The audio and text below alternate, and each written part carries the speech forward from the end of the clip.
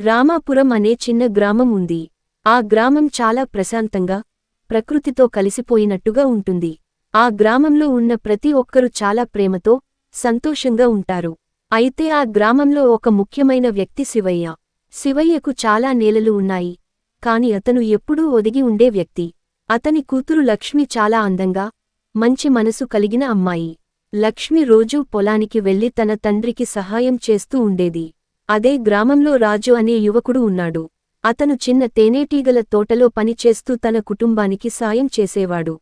రాజు లక్ష్మిని దూరం నుంచి చూసి ప్రేమలో పడతాడు. కాని తన ప్రేమను వ్యక్తం చేయటానికి రాజుకు ధైర్యం లేకపోయింది. ఒకరోజు గ్రామంలో పెద్ద జాతర జరిగింది. అందరు గ్రామస్థులు కలిసి అక్కడికి వెళ్లారు. జాతరలో లక్ష్మి రాజును చూసి ఒక పెద్ద ప్యాల గుమ్మడి బెల్లం కొట్టమని అడిగింది. అదే సమయంలో రాజు తన మనసులో ఉన్న ప్రేమను వ్యక్తం చేయాలనుకుంటాడు.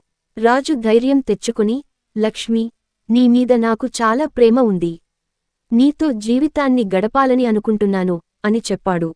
లక్ష్మి ఆశ్చర్యపోయింది కాని ఆమె రాజు మంచితనాన్ని గుర్తించి, నేను కూడా నిన్ను ఇష్టపడతాను.